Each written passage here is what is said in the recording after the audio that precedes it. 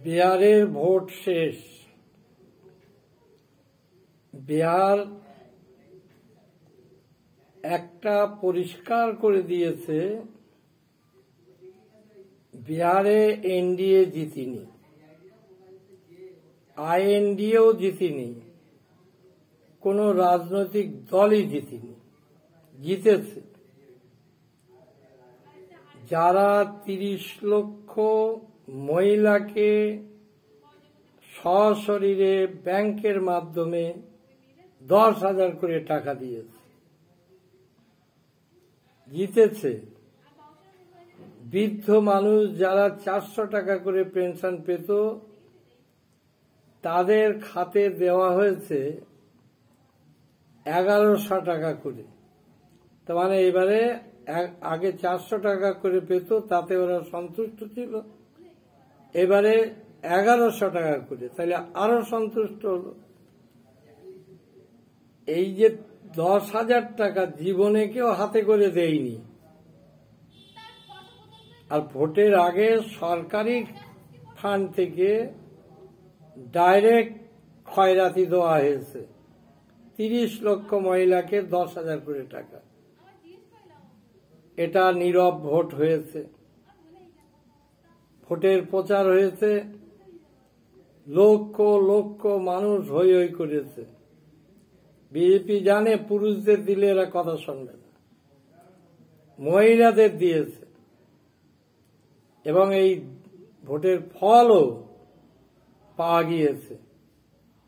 যেখানে জেডিইউরা আগে ৭২-৭৫টা সিট পেয়েছিল, আজকে তারা নেমে চলে এসেছে কোথায়? কংগ্রেস ২০টা সিট ছিল, নেমে এসেছে কোথায়? তার মধ্যে আবার তেজস্বী যাদব কিছু ভুল করেছে। ভুলটা হচ্ছে, আরজেডি হচ্ছে লালু প্রসাদের দল। সেই লালু প্রসাদের ছবি বা রাবড়ি দেবীর ছবি, অর্থাৎ তার বাপ মার ছবি তার দলের পতাকাতে বা ফেস্টুনে নেই। এটা তেজস্বী যাদবের দল, এটা একটা অহংকারের জায়গা। এবার তেজপ্রতাপ তার বড় ভাই, সে আলাদা ভোটে দাঁড়িয়েছে, কেন তাকে সঙ্গে নেওয়া যেত না?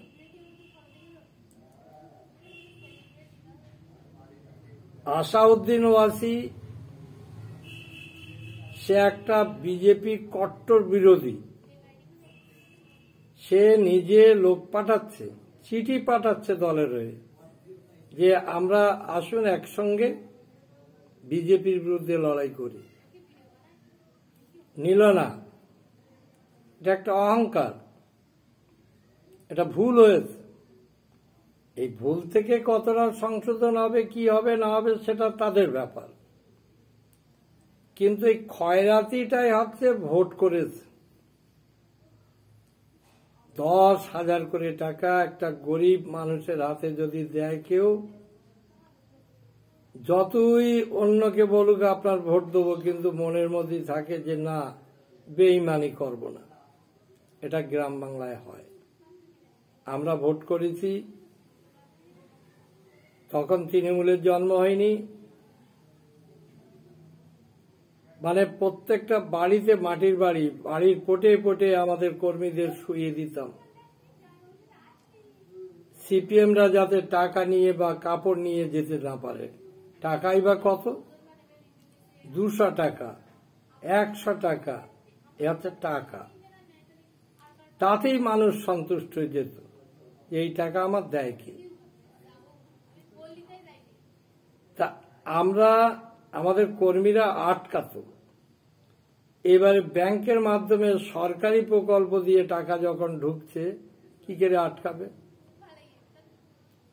বিজেপি জানে আমার ভোট নেই, মানুষ আমার ভোট দেবে না, কিন্তু এত অন্যায় করে রয়েছে, দেশের কত সম্পত্তি বিক্রি করেছে, এমনকি কত অন্যায় অপরাধ করছে, যাদের কাছে হিন্দু মুসলমান ছাড়া কোনো কাজ নেই, তারা যেতে, এটা কি দেশের কোনো মানুষ মানে রায় দেয় এইভাবে?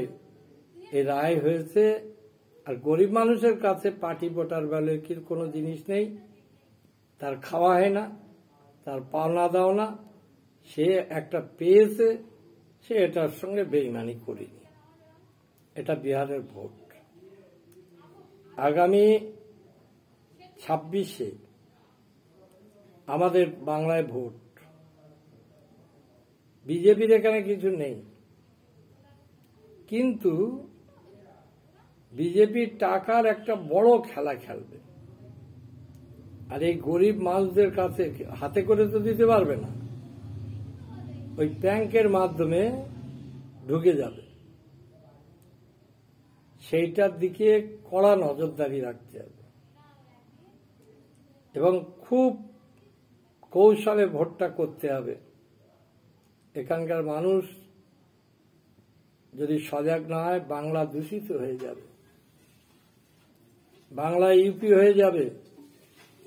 এখন দেখার যে বিহারের মুখ্যমন্ত্রী নীতিশ কুমার, তার তো কড়া মেজাজ, পুরনো লোক, ঘোরেল রাজনীতি।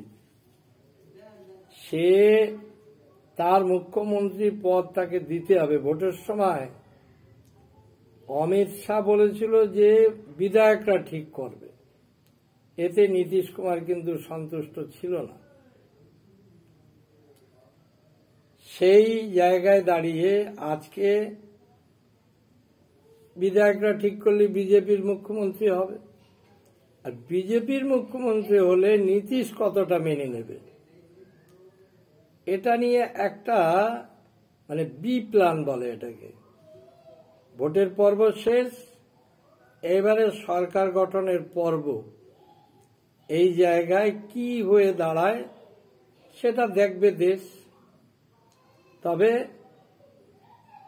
মহারাষ্ট্র বিহারে হতে দেবে না নীতিশ, এটা আমার দৃঢ় বিশ্বাস। ইতিমধ্যে অমিত শাহ বা বিজেপির মধ্যে একটা ভয় আছে নীতিশকে নিয়ে, যদিও পাল্টি খেয়ে যায় তাহলে অন্য সরকার হবে কি না হবে পরে হবে, বিজেপি সরকার হবে না। এটা একটা জলঘোলার জায়গা তৈরি হতে পারে। আর নীতিশ জীবনে এই উপমুখ্যমন্ত্রী হবে, ওর গলায় দড়ি দেওয়া উচিত। এই জায়গায় দিল্লির একটা নারীর সঙ্গে টান আছে। নাইডু আর নীতিশ যদি ওদিক থেকে টান মারে, তাহলে বিহার বাঁচাবে না দিল্লি বাঁচাবে, এটা বিজেপিকেই ঠিক করতে হবে।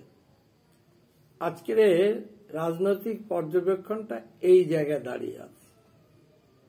এই বলে আমি আমার বক্তব্য আজকের মতো আমি সমাপ্তি করছি।